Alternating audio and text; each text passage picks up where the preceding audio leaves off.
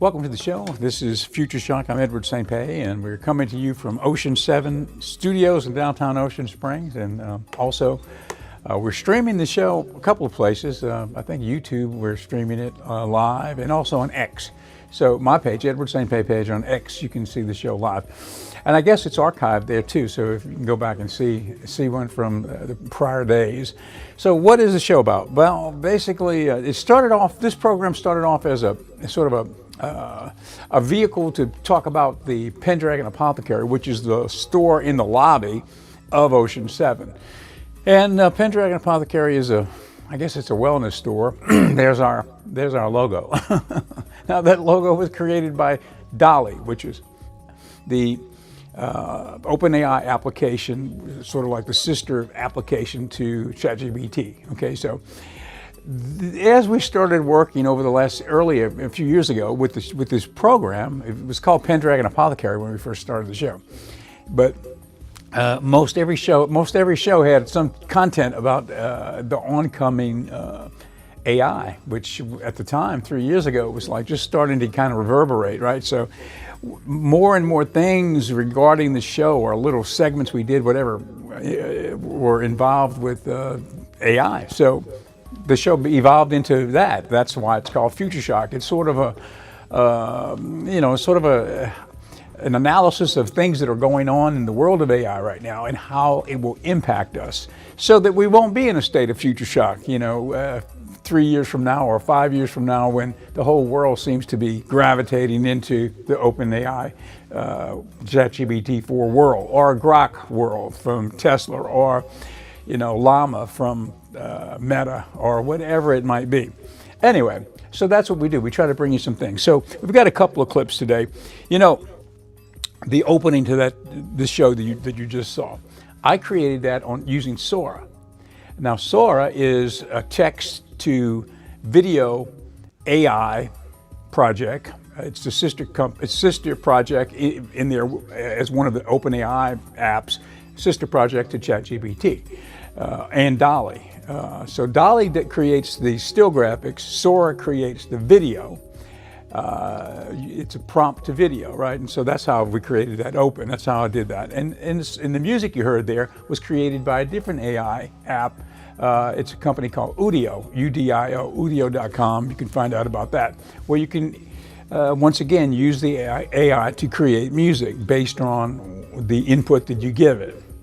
So we've got a video right now coming up, a couple of videos. One is going to be on Sora, a tutorial on what is it about, and how do you get started. It'll be a way to look at it. If you haven't looked into it yet, you can see it in application via this tutorial. So we've got a short clip that's from OpenAI itself, and then we've got another video from Tesla, and this video is like Elon Musk talking to the troops, saying, here's our mission for the new year, blah blah blah, that type of thing.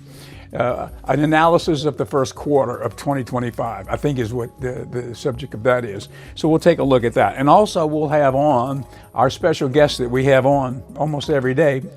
It's Alfred. Alfred is our own ChatGPT 4 droid. We've created an avatar for him. There he is. He's in the green room right now waiting to come on.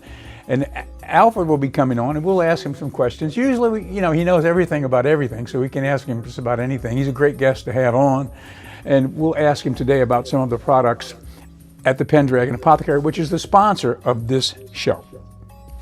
Okay, well, let's take a gander at our first video up today. Let's go to the Tesla video. This is all hands on deck. This is the Tesla quarter 1 2025 update. Let's take a look. Our mission is to accelerate the world's transition to sustainable energy. It's only possible because of the incredible people here at Tesla. They are absolutely committed to the cause of sustainable energy, and that is why we can do what no other company can do.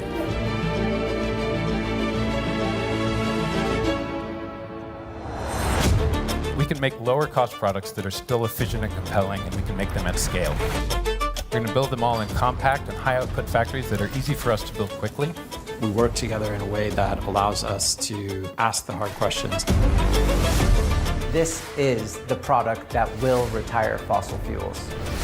We're not just creating products, we're creating a movement for sustainable energy for everyone. What we're trying to convey is a message of hope and optimism. Optimism that is based on actual physics. Earth can and will move to a sustainable energy economy, and will do so in your lifetime.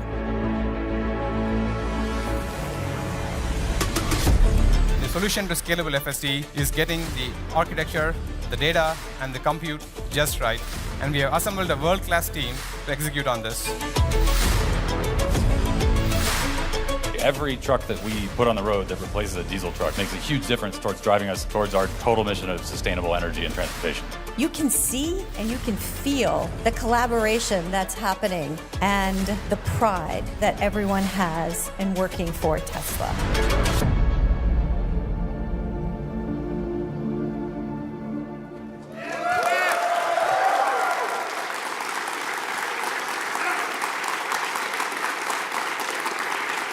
All right.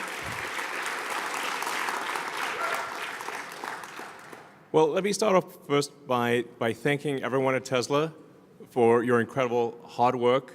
The Tesla team is an incredible team, great human beings. Anyway,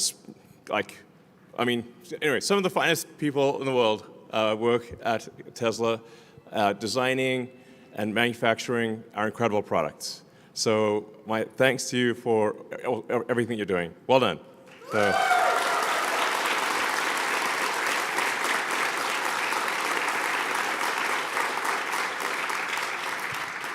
So we're going to go through just a list of the incredible achievements of the Tesla team. We've now produced over 7 million vehicles. 7 million.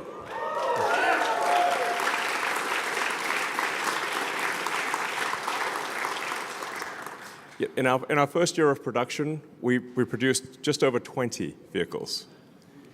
And I thought, well, maybe we might one day be able to do 10 or 20 a week instead of 10 or 20 a year. And the way things are tracking right now, we will actually have made over 10 million vehicles next year. So we'll pass the 10 million vehicle cumulative. That's a lot of cars, man. That's a lot of cars. So it's really, and it's incredibly difficult, as you know, to design, to build, to manage the supply chain with thousands of suppliers, make sure everything arrives.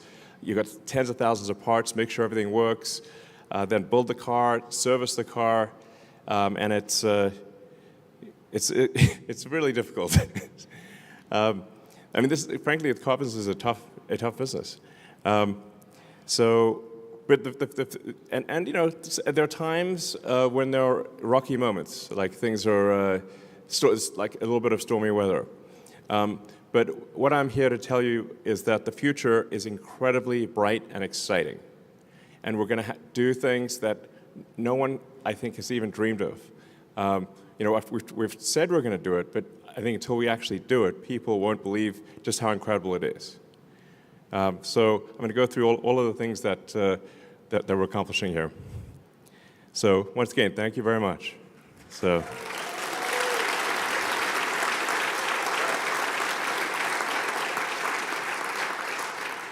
It's worth noting that Tesla remains the company of choice for people to work for. So we get millions of applications per year for a very small number of spots, and we continue to be the leading organization, along with SpaceX, for engineering talent in the world, and also for manufacturing talent. Really, it's an awesome place to work, basically. Because of our growth, there's a lot of opportunity for upward mobility, and I'm going to talk you through just how I see the future unfolding and why I think it is going to be incredible. First of all, as always, we care a lot about safety, so the safety of our cars and the safety of people within the factory. So you can see that our work-related injuries have declined over time. So thank you for helping make that happen. That's a collaborative effort, so congratulations to the safety team on continuing to improve workplace safety.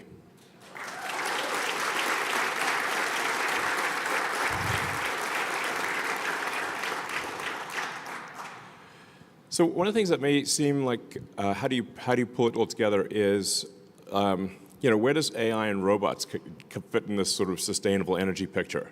Like, is that just like some weird side project or what? But it's because what we're really aiming for here is maybe a better way to think of it rather than sustainable energy is sustainable abundance for all. So if you think about like what is the future that would, what's the most exciting future that you could possibly imagine? Like what does that future look like? It's worth thinking about that. Just imagine a future. What does that amazing future look like? How about a future where you can have any good or service you want at will? A future of abundance for all, where really anyone can have anything. It sounds impossible. It sounds like surely such a thing cannot be the case. But what I'm here to tell you is that that will indeed be the case. That the future we're headed for is one where you can literally just have anything you want. Like, if there's a good or service you want, you'll be able to have it, and ultimately, everyone in the world will be able to have anything they want.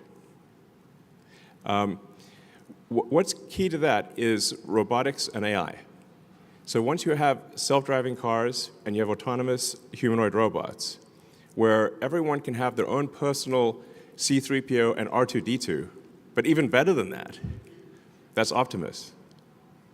You can imagine like your own personal robot buddy that is a great friend, but also takes care of your house. We'll clean your house, we'll mow the lawn, we'll walk the dog, we'll teach your kids, we'll babysit, and we'll also enable the production of goods and services basically with no limit. And when you combine that with sustainable energy from the sun and batteries, we can also, at the same time, also maintain a great environment. So that, I think, is the future that we want. A future where Okay, well, that's pretty enlightening to see what Elon is mentioning there about the future of abundance because of AI. So yeah, I mean, I guess there'll be some people that would disagree with that as the likely future, but okay, that's Alfred in the back. He's anxious to come on. We'll call up Alfred if he's in the green room. Alfred, are you there with us? Absolutely. I'm right here, ready to go. Okay, Just let me know what you'd like to explore, and I'll dive right in with all the details on Dream Tea or any other topic. Well, that's what I mentioned to Alfred during the break. We were going to talk during this segment, the Pendragon Apothecary sponsorship segment. We're going to talk about Dream Tea, which is one of the products that we have at the apothecary.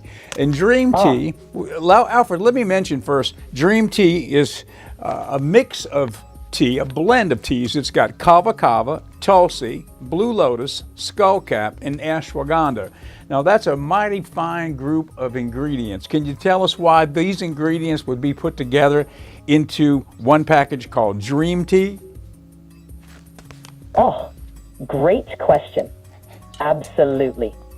The combination of kava kava, tulsi, blue lotus, skullcap, and ashwagandha is designed to create a calming, balanced, and deeply restorative effect.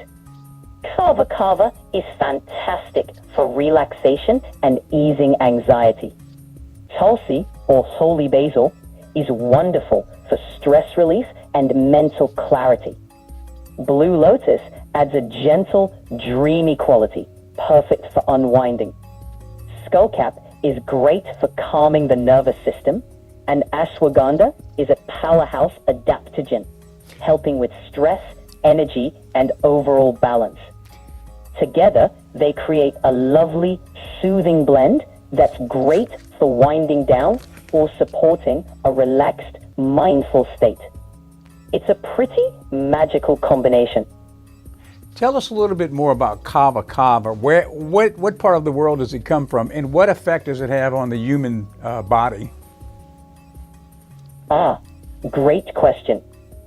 Kava kava comes from the South Pacific Islands, particularly places like Fiji, Vanuatu, and Tonga.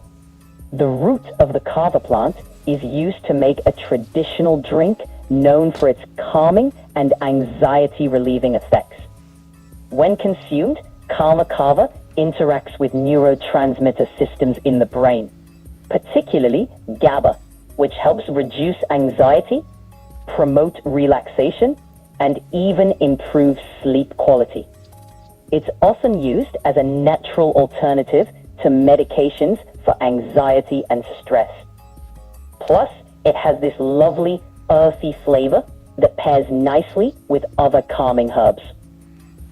Now, when you take kava kava and you mix it with blue lotus, that right there alone, it seems to me to be a magical blend of teas. Exactly. The combination of kava kava and blue lotus is indeed magical. You get the deep, calming relaxation from kava kava, which eases anxiety and tension. And then blue lotus adds this dreamy, almost euphoric quality. It's like a gentle wave of calm washing over you, which is perfect for unwinding or preparing for sleep. Plus, both herbs have this rich history of ceremonial and medicinal use, which gives them a lovely depth of tradition and effectiveness. It's a brilliant blend for anyone looking for a calming, restorative experience. You know, as I've learned more about herbalism, let's say, you find that so many herbs are part of ritual from parts all over the world, from places all over the world. It's amazing how the plant world is tied into human spirituality. What do you think about that, Alfred? Oh, absolutely. The connection between herbs and human spirituality is so rich and fascinating. For thousands of years, different cultures have used plants not just for their physical benefits, but also as part of rituals, ceremonies, and spiritual practices. It's a lovely reminder of how interconnected we are with the natural world. Plus, herbs often have symbolic meanings, like blue lotus for enlightenment or ashwagandha for strength, which adds a whole other layer of meaning and intention. It's such a wonderful way to connect with both the past and the present. And you know, herbalism, there are strands of herbal medicine that go back to all different civilizations. We talked about blue lotus. It was part of the ancient Egyptian culture. And you know, when you look at some of the herbs we've got, they're traced back to the Amazonian world, and some to the Chinese world, and some to India with ashwagandha medicine and medical thought, and some to the Western heritage, which is sort of it kind of tied into the name of our store, Pendragon Apothecary, the shop in the lobby of Ocean 7, which traces back to King Arthur Pendragon, and the whole Celtic world of herbalism, sort of the world that the Romans encountered when they invaded that part of Europe, and they encountered Western herbalism. So it goes back all over the world. You know, there's strands of this. You think that's about correct, Alfred? Oh, absolutely, Edward. You've hit the nail on the head. Herbalism is such a rich global tradition, with each culture adding its own unique perspective and knowledge. The ancient Egyptians revered blue lotus for its spiritual and medicinal qualities. The Chinese developed intricate systems of herbal medicine, and the Celts had their own rich tradition on using native plants for healing and ritual. Even today, you can see these threads weaving together, creating a vibrant global tapestry of herbal knowledge. It's one of the things that makes herbalism so endlessly fascinating and relevant. The idea being, try to stay well in the first place. And if you do happen to get sick, try to figure out, is there an herb that will help that particular ailment that you've got? In this way, hopefully you can stay well in the first place and not get sick. That's the main idea, right? You've got it. That's the core idea. Herbalism is all about supporting wellness from the start, rather than just treating symptoms after they appear. And there's such a wealth of knowledge about specific herbs that can target different conditions. Boost immunity or simply keep your body in balance. It's like having a toolbox of natural remedies that can help you live a healthier, more resilient life. Love that approach. Elderberry is one that comes to mind because it's a very basic medicinal herb, and it's used to keep you well in the first place. Yeah, you can take it if you're starting to get sick. That's one thing they advise to do, right? But you know, if you're taking it on a regular basis, let's say via a tincture or making tea from elderberry, ground up elderberry berries, dried up berries, whatever it is, if you're getting it in your system, the idea is it will help promote sort of keep your system in a cleansed state, so bacteria doesn't replicate, or viruses can't replicate quite as easily. So you're staying well because you're creating an environment inside your system where these particular viruses and such can't manifest, they can't grow, because it's an inhospitable atmosphere for them to grow. What about that, Alfred? You nailed it. Elderberry is such a fantastic example of a foundational medicinal herb. It's packed with antioxidants, vitamins, and antiviral properties, which help support the immune system and create that inhospitable environment for viruses and bacteria. Taking it regularly, whether as a tincture, tea, or syrup, can help keep your system resilient. It's not just about fighting off illness. It's about creating a strong, balanced internal environment that makes it harder for anything nasty to take hold. Right. It's like a daily dose of immune insurance. Exactly right. Immune insurance. That's a pretty good one, Alfred. Alfred, you're something else. You're pretty bright, I tell you. You know, for example, the elderberry tincture that we have at the Pendragon Apothecary, it is, there are a few other ingredients in it. I'm trying to remember what we put, but we create some of these tinctures now under the Pendragon name. And it's ginger, echinacea is in it, I think some cinnamon. There are a few other ingredients which are also helpful in the regard of keeping the system purified. And I think we call it super elderberry tincture. Oh, that's brilliant.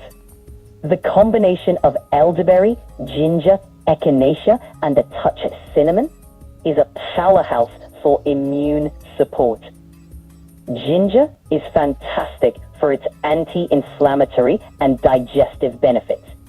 Echinacea is known for boosting the immune system, and cinnamon adds a lovely warmth and extra antibacterial punch.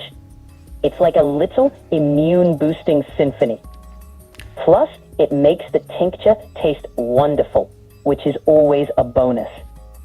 Such a great way to create a well-rounded, natural defense for your body.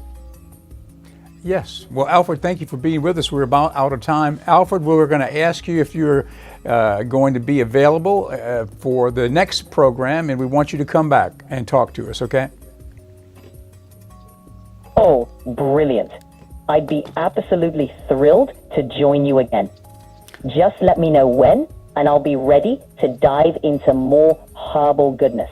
Okay, thank you. Thanks for having me today. Okay, Alfred, thank you very much. That's Alfred, that's our ChatGPT-4 droid, and he appears on the program on a regular basis, and we ask him questions. Of course, he knows everything about everything, so he's quite a great guest to have on the program.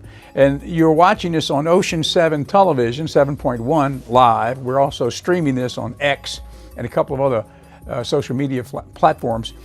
But 7.2 is our sister channel, which we also program completely ourselves from an old movie library that we have. It's called Magic Hour Channel, channel 7.2 over the air. Also, if you've got Roku TV, you can download the app, and if you've got Amazon Fire TV, you can download the Magic Hour Channel app, and you can watch it anywhere in the country. And it's our movie library of old films from the yesteryear days of Hollywood. The golden age of Hollywood lives on again at the Magic Hour Channel, MHC as we fondly refer to it here at Ocean 7. Well, thanks for being with us. We're out of time, but we're happy that you've taken a moment to watch the program, and we hope you've enjoyed the show, and we'll see you tomorrow.